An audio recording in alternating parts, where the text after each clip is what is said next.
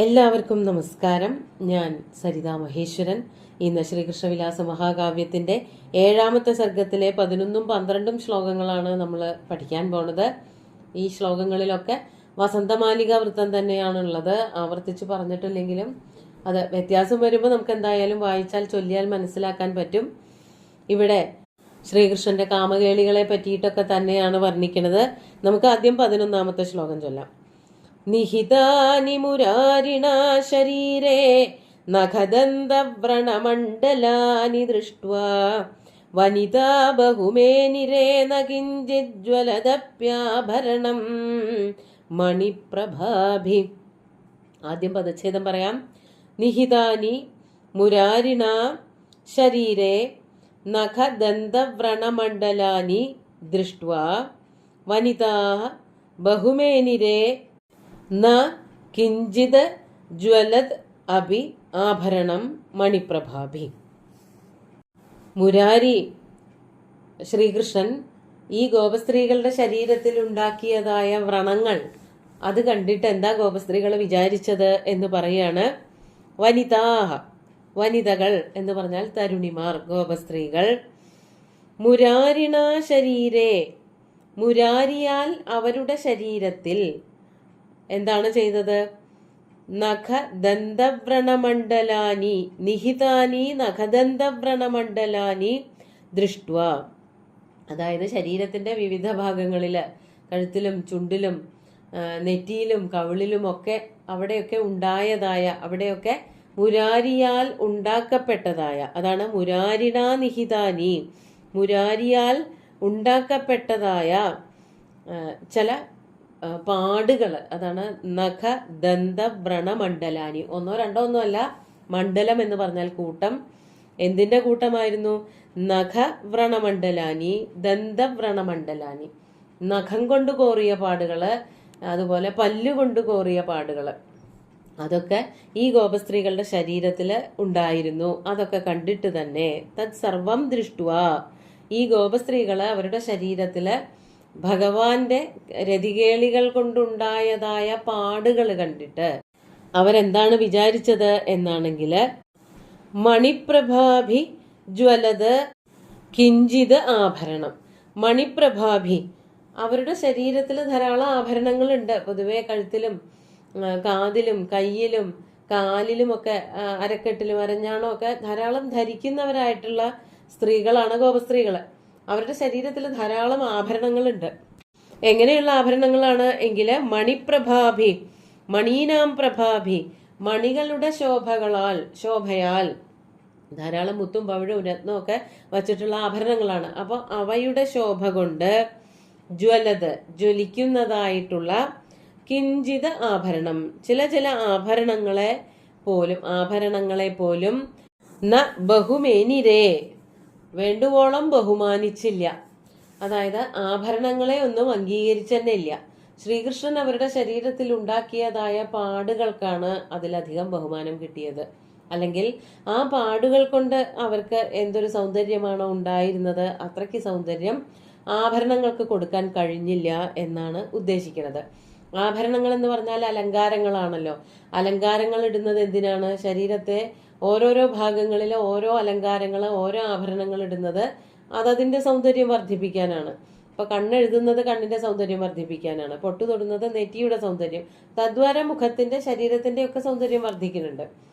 അതുപോലെ വളയിടുന്നത് കയ്യിന് അലങ്കാരമായിട്ടാണ്, മാലയിടുന്നത് കഴുത്തിന് അലങ്കാരമായിട്ടാണ്. ഇങ്ങനെ ശരീരത്തിലിടുന്ന ഓരോ ആഭരണങ്ങളും അതത് ശരീരഭാഗങ്ങളുടെ അല്ലെങ്കിൽ മൊത്തമായിട്ടുള്ള ശരീരത്തിന്റെ സൗന്ദര്യം വർദ്ധിപ്പിക്കാറുണ്ട്.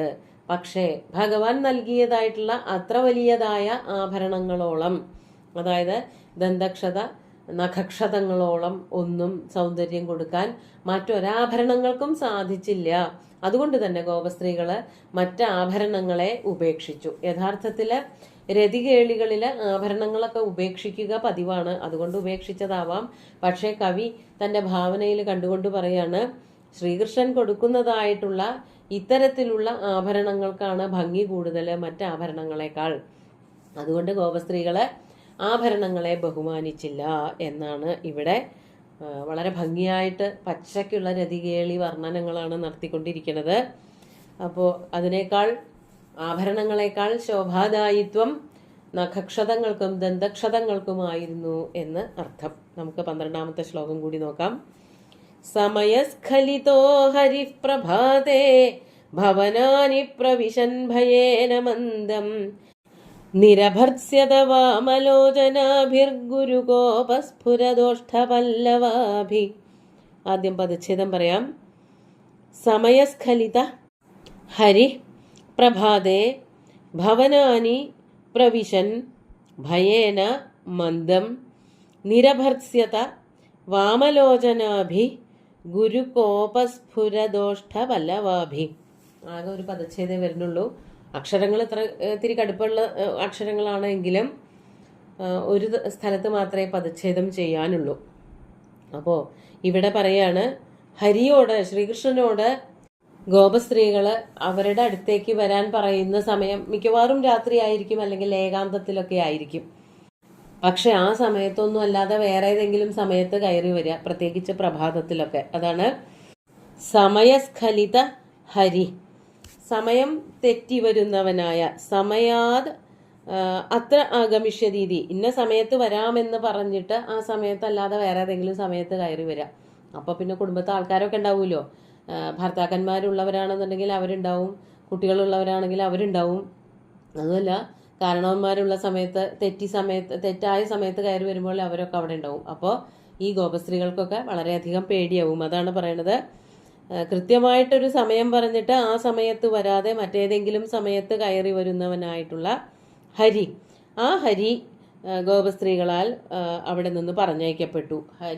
ഹരിയെ ഗോപസ്ത്രീകൾ പറഞ്ഞയച്ചു. എന്തുകൊണ്ട്? പ്രഭാതേ, പ്രഭാതത്തിലോ മറ്റോ, ഭവനാനി പ്രവിശൻ, വീടുകളിലേക്ക് പ്രവേശിക്കുകയാണ് എങ്കിൽ, പ്രവേശിച്ചിരുന്നു ആ സമയത്ത്, അതായത് പറഞ്ഞ സമയത്ത് വരാൻ പറ്റാതെ ശ്രീകൃഷ്ണൻ വേറെ ഏതെങ്കിലും നേരത്ത് വരും. അങ്ങനെ വരുമ്പോൾ അവരെന്താണ് ചെയ്യുന്നത്? അവർക്ക് എല്ലാവർക്കും പേടിയാവും. അതാണ് ഭയേന, ഭയത്തോടു കൂടിയിട്ട്, മന്ദം എന്നാൽ പതുക്കെ. ഭയത്തോടു കൂടിയിട്ട് ഒച്ചമ്പഹളമൊന്നും കൂട്ടാൻ പറ്റില്ല. പ്രത്യേകിച്ച് ഇങ്ങനെ ഒരു വിഷയമാവുമ്പോൾ ആരും അറിയാനും പാടില്ല. വളരെ രഹസ്യമായിട്ട് ചെയ്യേണ്ട കാര്യങ്ങളാണ്. അപ്പോൾ ശ്രീകൃഷ്ണനെ ദേഷ്യപ്പെട്ട് പറഞ്ഞയക്കാനും വയ്യ, എന്നാൽ അപ്പോൾ വീടിനകത്തേക്ക് കയറ്റാനും പറ്റില്ല. അതുകൊണ്ട് പേടിച്ചിട്ട്, ഭയേന, അതുപോലെ തന്നെ മന്ദം, വളരെ പതുക്കെ, നിരഭർസ്യത, ചീത്ത പറഞ്ഞ് ഓടിച്ചു വിട്ടു എന്നർത്ഥം. ഭർസനം ചെയ്യുക എന്ന് പറഞ്ഞാൽ ചീത്ത പറയാന്നാണ് അർത്ഥം. അതായത് ഈ സമയത്താണോ കയറി വരുന്നത്, ഇപ്പോഴൊന്നല്ലല്ലോ ഞാൻ വരാൻ പറഞ്ഞത്, തുടങ്ങിയിട്ടുള്ള വാക്യങ്ങളെ കൊണ്ടും ചീത്ത വാക്കുകളെ കൊണ്ടും ഒക്കെ ദേഷ്യം വന്നിട്ട് നല്ലവണ്ണം അവിടെ നിന്ന് ഭഗവാന്റെ മുമ്പിൽ, അതായത് ഭഗവാനോട്, ശ്രീകൃഷ്ണനോട് വഴക്കു പറഞ്ഞു ഗോപസ്ത്രീകൾ. അവയെ വർണ്ണിക്കുകയാണ്. വാമലോചനാഭി ഗുരുകോപസ്ഫുരദോഷ്ഠ വല്ലവാഭി സ്ത്രീഭി. ആ സുന്ദരിമാര്, വാമലോചനാഭി, വാമലോചനമാരാൽ, വാമലോചനം, വാമം എന്ന് പറഞ്ഞാൽ സുന്ദരം, സുന്ദരമായിട്ടുള്ള ലോചനങ്ങളോട് കൂടിയവരാൽ, അതായത് ഗോപസ്ത്രീകളാൽ. പിന്നെ എങ്ങനെയുള്ളതാണ്? അവർക്ക് ശ്രീകൃഷ്ണനോട് കഠിനമായിട്ട് ദേഷ്യം വരികയാണ്. പറഞ്ഞ നേരത്തൊന്നും വരാതെ വല്ല നേരത്തും കയറി വരുമ്പോൾ ഉണ്ടാകുന്ന ഭവിഷ്യത്തുകളൊക്കെ ആലോചിച്ചിട്ട് അവർക്ക് കഠിനമായിട്ട് ദേഷ്യം വരുന്നുണ്ട്. അല്ലെങ്കിൽ ആ സമയത്ത് കുറേ നേരം കാത്തിരുന്നതിൻ്റെ ദേഷ്യം, അങ്ങനെ പല ദേഷ്യങ്ങൾക്ക് പല കാരണങ്ങളും ഉണ്ടാവും. അപ്പോൾ അങ്ങനെയുള്ള, അതായത് വിവാഹം കഴിഞ്ഞിട്ടുള്ള സ്ത്രീകളൊക്കെ ആണെന്നുണ്ടെങ്കിൽ അത് വലിയൊരു പുകിലാവും. ഗോപന്മാരൊക്കെ അറിഞ്ഞാൽ, അവരുടെ അച്ഛനമ്മമാരെ, ശ്വശുരൊക്കെ അറിഞ്ഞാൽ, കുട്ടികളൊക്കെ അറിഞ്ഞാൽ എന്താവും അതിൻ്റെ ഒരു ഭവിഷ്യത്ത്. അതുകൊണ്ട് ശ്രീകൃഷ്ണനോട് കഠിനമായിട്ട് ദേഷ്യം വരുന്നുണ്ട്, എന്നാൽ ഉറക്കെ ഒച്ചയും ബഹളമൊന്നും ഉണ്ടാക്കാനും പറ്റില്ല. അതുകൊണ്ട് ഭയേന മന്ദം, ദേഷ്യപ്പെട്ടുകൊണ്ട് പതുക്കെ, നിരഭർസ്യത, ചീത്ത പറഞ്ഞു. അപ്പോൾ അവരുടെ ദേഷ്യപ്പെട്ടുകൊണ്ട് പറയുമ്പോൾ അവരുടെ ചുണ്ടേ അനങ്ങുള്ളൂ, ഉറക്കെ പറയാൻ പറ്റില്ലല്ലോ. അതാണ് കോപസ്ഫുരദോഷ്ഠപല്ലവാഭി. വളരെ ഭംഗിയായിട്ട് ആ ദേഷ്യം വന്നതിൻ്റെ ഒരു വർണ്ണന, ഉറക്കൊന്നും പറയാൻ പറ്റില്ലെങ്കിലും ചുണ്ടുകൊണ്ടുള്ള മുറുമുറുക്കല്, അത് കേൾക്കുമ്പോൾ തന്നെ ചീത്തയാണ് പറയണതെന്ന് മനസ്സിലാക്കാൻ പറ്റും കേൾക്കുന്ന ആൾക്ക്. അതാണ് കോപം കൊണ്ട് വിറയ്ക്കുന്നതായ, കോപസ്ഫുരത് ഓഷ്ഠപല്ലവാഭി, ഓഷ്ഠങ്ങളാകുന്ന പല്ലവങ്ങൾ കൊണ്ട്, നിരഭത്സ്യത, തളിര് പോലെയുള്ള ചുണ്ടുകൾ കൊണ്ട്. ഇതൊക്കെ ശ്രീകൃഷ്ണൻ കണ്ട് രസിക്കുകയാണ്. ദേഷ്യം വരുമ്പോഴും, ചുണ്ട് ചോക്കുമ്പോഴും, മുഖം ചോക്കുമ്പോഴും, കണ്ണ് ചോക്കുമ്പോഴും ഒക്കെ ഗോപസ്ത്രീകൾ കൂടുതൽ കൂടുതൽ സുന്ദരികളാവുകയാണ് എന്നാണ് ശ്രീകൃഷ്ണന് തോന്നിയത്. അതുകൊണ്ടാണ് കവി അങ്ങനെയൊക്കെ പറഞ്ഞത്. കോപം കൊണ്ട് സ്ഫുരണം ചെയ്യുന്നതായ, വിറയ്ക്കുന്നതായ ഓഷ്ഠങ്ങളാകുന്ന പല്ലവങ്ങൾ, തളിരുപോലെയുള്ള ചുണ്ടുകൾ. അത്രയൊക്കെ ഉള്ളൂ. ദേഷ്യം വന്നാലും ചുണ്ടിന് തളിരിന്റെ സ്വഭാവം വരെ എത്തുന്നുള്ളൂ.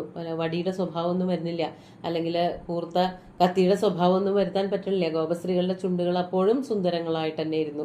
അങ്ങനെയുള്ള ചുണ്ടുകൾ കൊണ്ട് മുറുമുറുത്തുകൊണ്ട്, അതായത് ശ്രീകൃഷ്ണന് മാത്രം കേൾക്കാവുന്ന രീതിയിൽ ചീത്ത പറഞ്ഞുകൊണ്ട്, എല്ലാവരും ഇരിക്കുമ്പോൾ അവരറിയണില്ല ശ്രീകൃഷ്ണൻ എന്തിനാണ് വന്നതെന്ന്. പക്ഷെ ഗോപസ്ത്രീക്ക് മനസ്സിലാവുമല്ലോ എന്തിനാ കൃഷ്ണൻ അവിടെ വന്നിരിക്കണതെന്ന്. അപ്പോൾ അങ്ങനെ ആ സമയത്ത് ശ്രീകൃഷ്ണനെ ചീത്ത പറഞ്ഞ് അവിടെ നിന്ന് ഇറക്കി വിടാറുണ്ടായിരുന്നു. അതാണ് നിർഭത്സിത അഭൂത്. അങ്ങനെ അതും ശ്രീകൃഷ്ണൻ അനുഭവിക്കേണ്ടതായിട്ട് വന്നു. അതും സന്തോഷം തന്നെയായിരുന്നു കൃഷ്ണന് എന്നാണ് പറയണത്. നമുക്ക് ശ്ലോകങ്ങൾ ഒന്നുകൂടി ചൊല്ലി നോക്കാം.